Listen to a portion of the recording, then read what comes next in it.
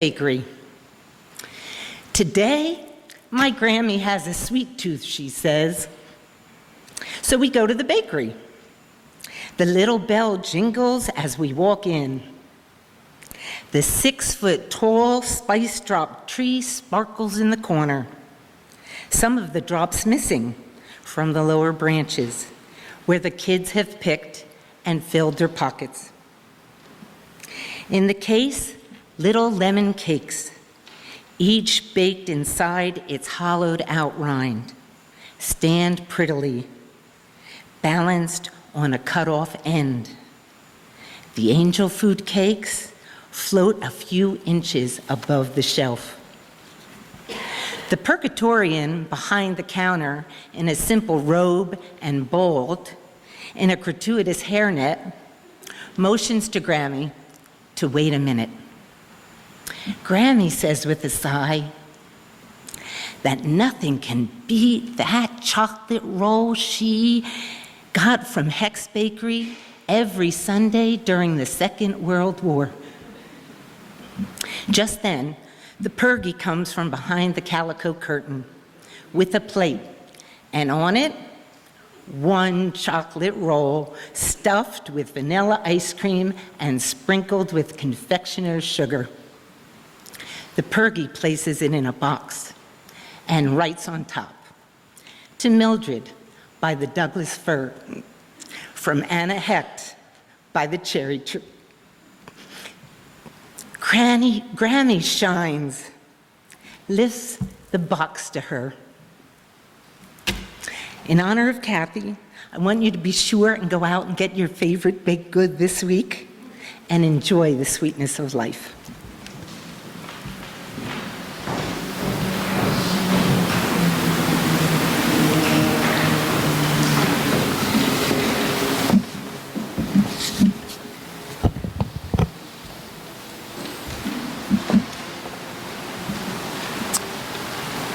Leidy and Lewis came all the way from Chile, South America, to crack Kathy and Dave's hearts wide open with a love they had never experienced before. The hippie poetry groovesters became a little bit more like tame horses in the stable, because that was what life needed to be great parents. Lewis's unconditional love for family was always abundant and lively, such as climbing on the roof of the house in an icy rain in order to film a special event that we had at the house. Good example. Leidy grew up to be kind, caring, and fully alive. But immediately after completing her nurse's training, Leidy's life was tragically snuffed out. Of course, at that point, Kathy and Dave could have folded up the tent and given up on life. But they did not. Colombian novelist Gabriel Garcia Marquez says that he was really more of a poet at heart. Not knowing one another, Marquez and our Kathy shared life-saving wisdom about poetry. Marquez commented on his growing up, "We not only believed in poetry, but we also knew with certainty that poetry is the only concrete proof of the existence of humanity." In the wake of Leidy's death, Kathy wrote poetry to help herself and countless others hold on to our humanity. One of the poems was essentially written to the murderer of her daughter. You can try to strangle light. You can make it your mission to shut it out forever. Still, in the morning, a gleaming little ray will betray you, poking its optimistic finger through a corner of the blind. And then more light. This is the stubborn sun, choosing to rise like it did yesterday, like it will tomorrow. You have nothing to do with it. The sun makes its own history. Light has its way.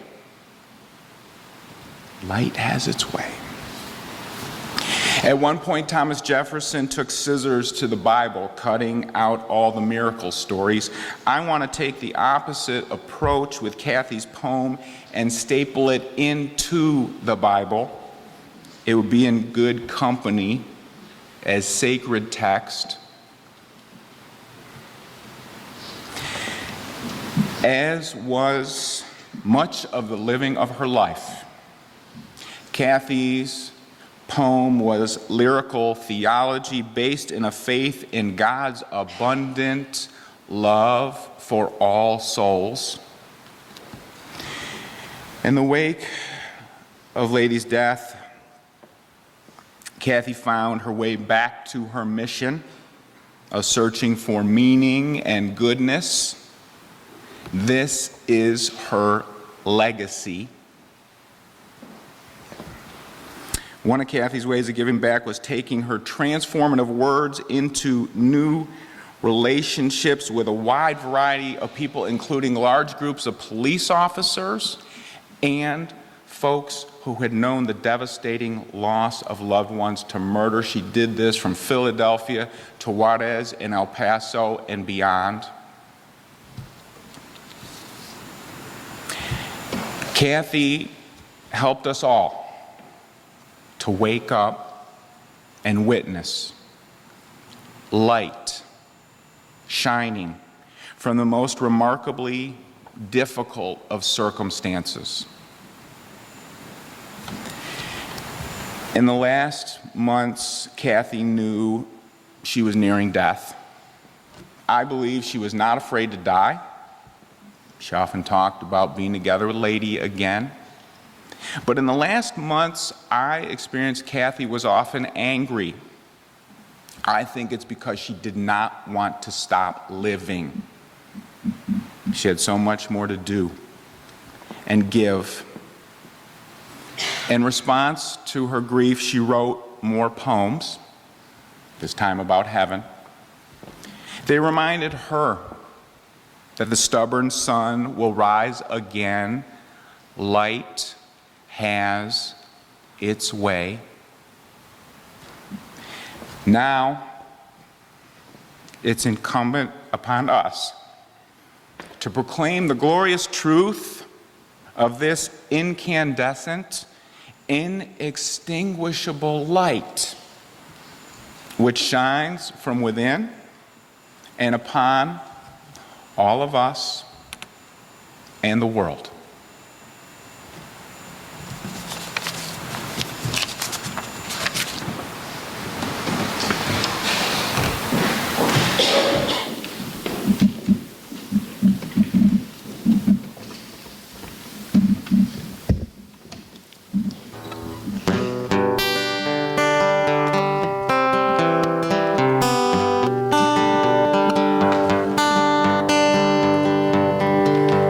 See clearly now, the rain is gone.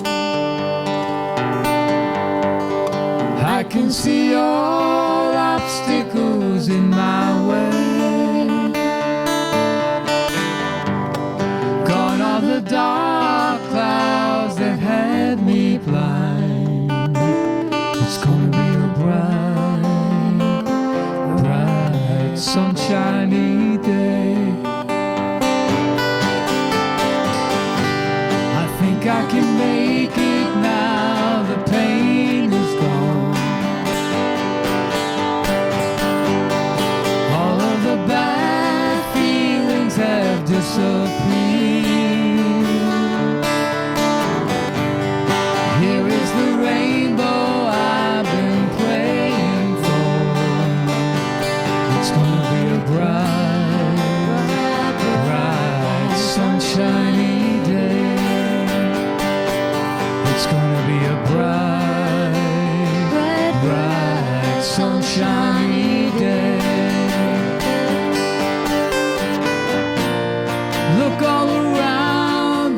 nothing but blue sky.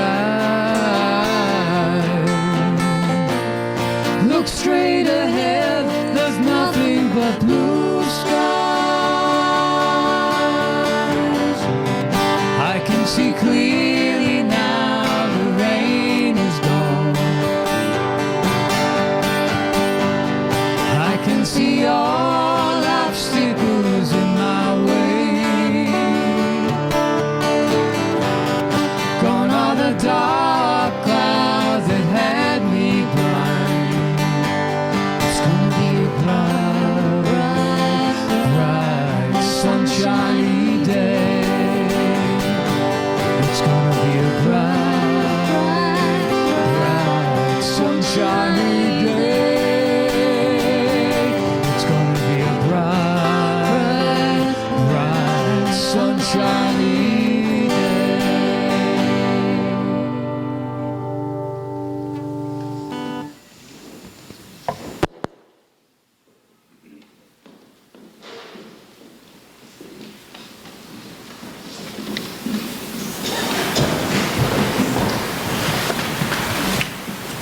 Hi, my name is Robyn Becker. I'm a friend of Kathy and David's. Some poets wait for years to write the book that brings them an audience. For some, an appreciative readership never comes. For many, readers include a few friends and other poets with the same aesthetic, or the same MFA thesis advisor, or the same publisher. For Kathy, a deep and appreciative connection with readers happened soon after Slamming Open the Door appeared with Alice James in 2009. As I prepared to say a few words about Slamming Open the Door, I couldn't stop reading the many Amazon comments and blogs and reposted remarks by people who had gotten their hands on the book. In doing so, I came to understand how one slim volume of poetry can create a sympathetic fellowship of people who otherwise would never come together. A fellowship of poets, yes, also of people who'd never before read a book of poetry, of people who'd heard Kathy's interview with Terry Gross in April of 2009, of people who came to the book through Dave and Kathy's involvement with parents of murdered children, of people who simply heard from a friend, "You've got to read this book," and those who received it as a gift. A searing account of Kathy's loss of Leidy, the book also reveals Kathy's character. Valiant in the face of despair and outrage, witty where no one expects to find wit, calling to account the law, the church, and showing her doubt in both. Like everyone else, I was blown away by Kathy's gutsiness and stunned by the art of these poems. The book received mainstream attention from David Kirby in the New York Times. Librarians found a piece in their professional journal, Library Journal. Here's a quote from that review. "Without sentimentality or melodrama, Bonanno launches readers through the experience, one that evokes a universal terror, a stunning first book." The poems Kathy was working on from the manuscript heaven confront death head-on. Characteristically, as she imagines her losses, her beloveds, David, Suzanne, Caitlin, Joe, and Louis appear. As always, Kathy's signature wit makes these poems bearable and surprising. She says in one, "Last week, I was a sultana in Sardinia, complaining about the raisins and the rice pudding." In another, Kathy imagines she's arrived in heaven where, quote, "In walks handsome Jesus." He says, reaching out a hand, "Come take a walk with me, sweetheart. Nobody cries in heaven." In Kathy's late poems, she fused terror and comfort, a consoling spiritual afterlife, and a generous humor. Any poet would be proud to leave such work behind. Few managed to do so. Craft and fearlessness powered the writing of Slamming Open the Door, a book that will continue to nurture others. Anyone grappling with loss, love, the secular, the spiritual, will feel accompanied by Kathy.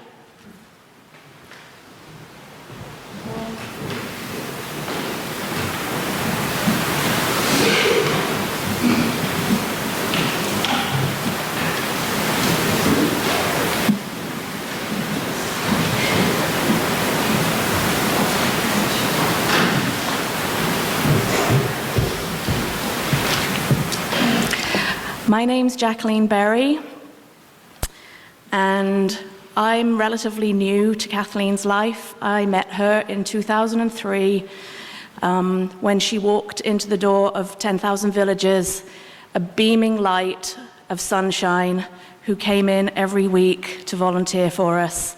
And in her darkest moments, she always brought us so much joy and laughter, as everybody knows her so well. I'm going to read one of her poems, and a couple of the lines may sound familiar. This is from her book of poems, her Heaven Poems. I curl up on my bed, the quilt made by 7 generations of dead Sheeder women. I think of who I left behind, David and Suzanne and Louis, and so many more. I am new here. This is very hard. Then, a tap on the door. In walks handsome Jesus. Reaches out his hand. Come, take a walk with me, sweetheart. Nobody cries in heaven. Good night, Kathleen.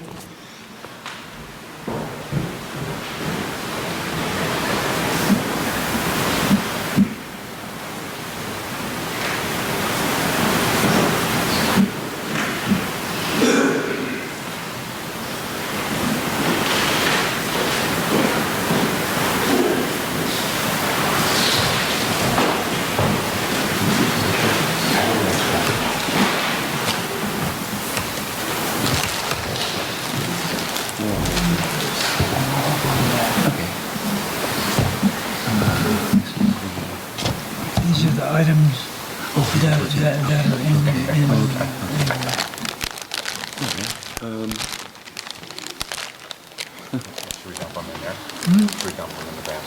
Yeah. Well, you can tell we haven't rehearsed the raffle, but my name is Tom Dwyer, and I was a colleague of Kathy's while she was at Cheltenham. I'd like to tell you what is in the award-winning basket now. It's a great basket. Oh, it's a wonderful basket. Are these old books and this extra stuff? Like, that's not a Sharon Olds leather journal, right? That's her book. No, those are extra stuff. Yeah, okay. Now it's clear. Sharon Olds Odes, these would be books that are in the basket. Gerald Stern, Lucky Life. Thomas Luck's God Particles. Robyn Becker, Tiger Huron. Marie Howe, The Kingdom of Ordinary Time. Denise Levertov, Selected Poems. Mary Oliver, Dog Songs. Jane Austen, Pride and Prejudice. A Muse House Journal, bookmark, and broadside. Poem of Hope note cards. One Zentangle a Day book, as well as a Zentangle starter kit. Ladybug pouch for Zentangle supplies. And then there are some non-book items as well. A leather journal, the Little Book of Writer's Wisdom, Dogs and Deck Chairs note cards, more bookmarks, handmade earrings, Kathy's Zentangle art framed, Kathy's book, Slamming Open the Door, and a teacup and saucer. And you're gonna pick it? I'll pick it and you'll read it. Okay, so now Dave will reach into the basket and pull out the winning number. Oh, yeah, I'm good. And you may want to pull your ticket out now and follow as I read. It's upside down. The winning number is 872826. Oh, we have a winner.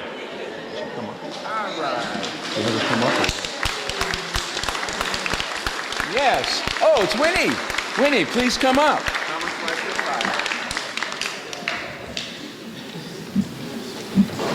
think you probably have to hand it to her.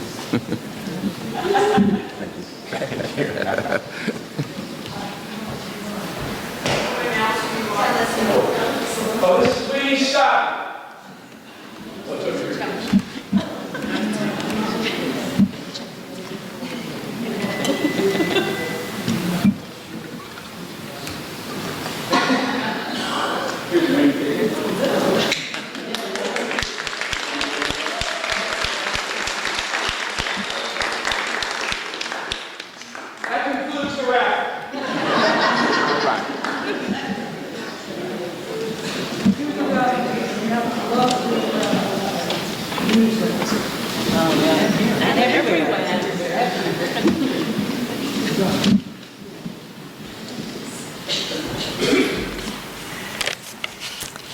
Hi, I'm Amy Small-McKinney. I met Kathleen when she taught my husband a memoir class, and he adored her and said, I have to go to Muse House. And then she proceeded to, at some point, believe that I could be a teacher there before I could even imagine that. And I'm still teaching the same students from Muse House now. And I let her know that. We became really close friends. I'm blessed after I was diagnosed about the same time as her with cancer. But we would just spend hours and hours laughing about cancer and poetry. And I miss her terribly. This is a poem from heaven. It's called Get Up, Sister. As long as there has been sand, women have slowly dropped to their knees in it, weeping, faces to the sky. Get up. The ocean's tablecloth furls and unfurls itself for you. The monkeys and belies chatter your name in their canopies.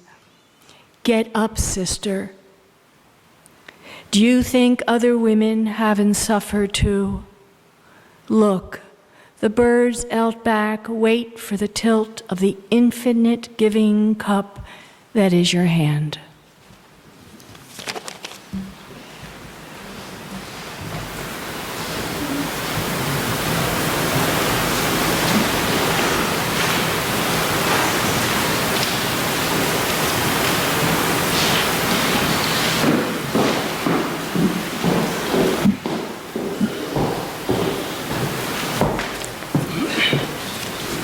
Good afternoon.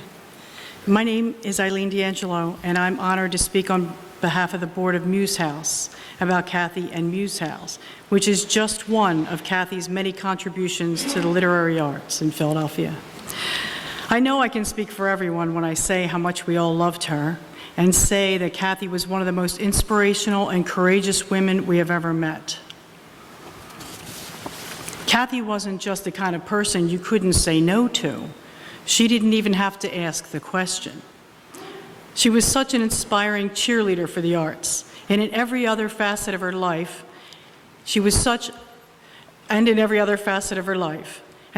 a lovable person that you wanted to say yes to anything that you think she wanted.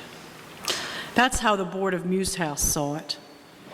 After a half-hour meeting with our enthusiastic friend, if you had been feeling that your cosmic cup was too full, you would suddenly find yourself driving to New Hope and knocking on doors for silent auction items, dinner certificates, and hotel packages.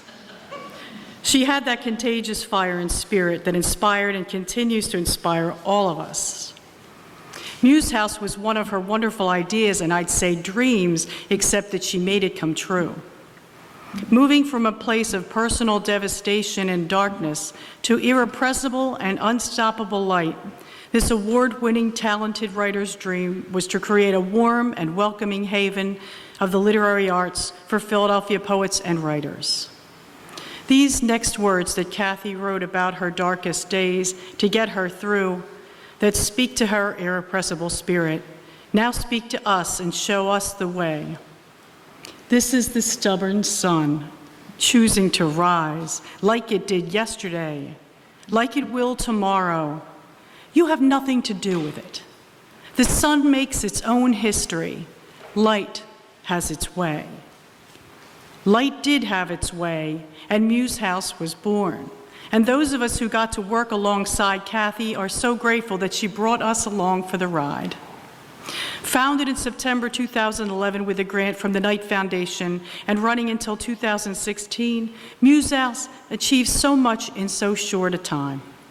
A nonprofit center for the literary arts, its mission was to serve writers and all levels of experience in varying ages in many different genres of writing, including poetry, fiction, nonfiction, memoir, and script writing by providing workshops, conferences, seminars, readings, and special events.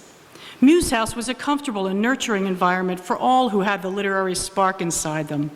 Admission was free, wine and cheese was served, and there was always fabulous literary door prizes. At the height of activity, Muse House hosted more than 50 classes, workshops, and events per month. That's month. There were readings by award-winning writers, book launches, and local authors, and classes on everything from haiku to Zentangle. Songwriting, SAT tutoring, flash fiction, recipes, and family stories, to name a few. Muse House was utopia for writers that moved from a building of brick and mortar on Germantown Avenue to become a movable feast of the arts in Philadelphia. A place for people to learn how to share their individual stories. A place for aspiring writers to share their visions of the world and learn to artfully record their ordinary and extraordinary days. We were honored and thrilled to have been a part of it. We would all leave events energized and motivated by this woman of vision and inspiration. It was a wonderful and successful dream. Kathy believed that creative writing can and does change lives for the better, so she gave us Muse House and forever made a difference in the lives of so many, empowering us all through her love and dedication to the arts. I can't even begin to imagine how many hearts that she has touched, and I know we will all miss her so very much.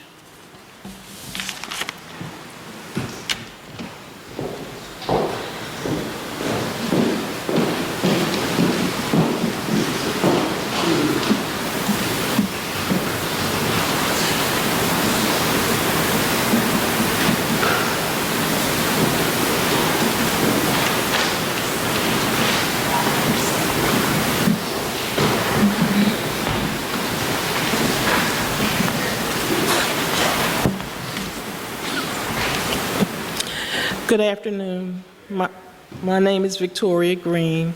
I'm the founder and executive director of the Mere Healing Center, and Kathy was a board member. It took me days to write this resolution. I didn't know I was going to have to read it too.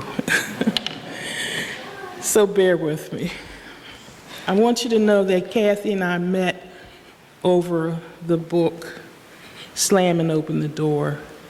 And a mutual friend told me about her, and I was like, who is this woman that wrote a book about murder? And we met, and we bonded over and held hands in tears over the murder of her daughter and the murder of my son. So, resolution of love and light for Kathleen A. Sheeder Bonanno. With love and high esteem, we offer the following resolution. We, the staff and board members of the Amir Healing Center, extend our heartfelt sympathy to the family of our beloved friend and board member. Kathy was a committed board member who had the ability to shine a light on murder through the written word. Her connection to the Amir Healing Center was sacred through shared pain, incredible tragedy, and a powerful love. Kathy had the unique ability to use art to express the many emotions that she lived after the murder of her daughter, Leidy. We bonded over the loss of our children, her daughter and my son. Beauty, tragedy, tears, laughter, power, truth, and rage. Only Kathy could put into words the raw truth and honesty about murder. She understood that the Amir Healing Center was a vehicle of healing, as was the Muse House, a place for literary awakening. Kathy was instrumental in the success of our first silent auction. She worked tirelessly with love and spirit-led joyfulness. I know she fought hard throughout her illness. We missed her from the beginning. Her generosity, strength, determination, and jubilant spirit will always be remembered. Thank you.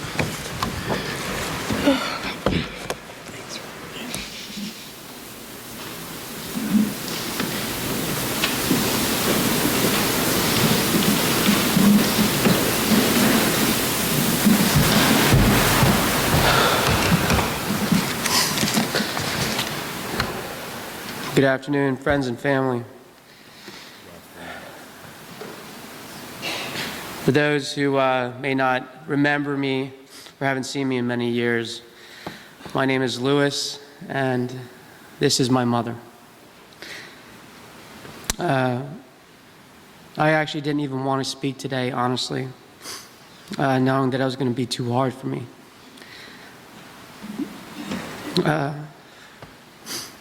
It makes it that much harder having to look at my father.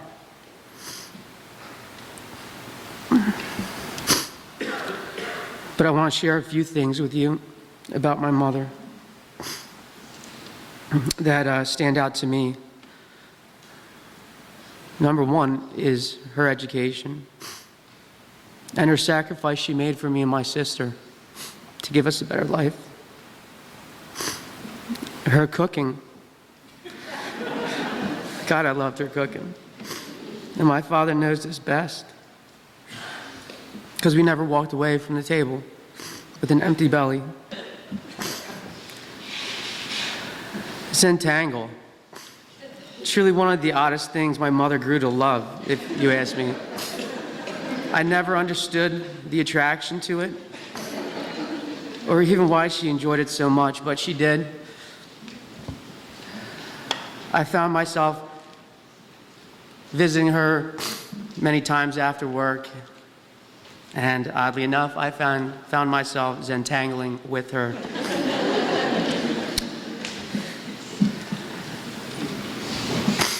Her internal drive